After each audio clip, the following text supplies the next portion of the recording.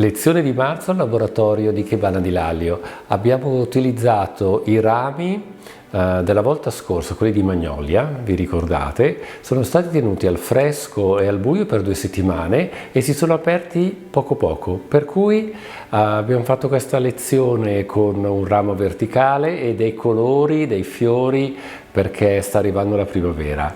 Guardiamo le bellissime composizioni e alla prossima, ciao!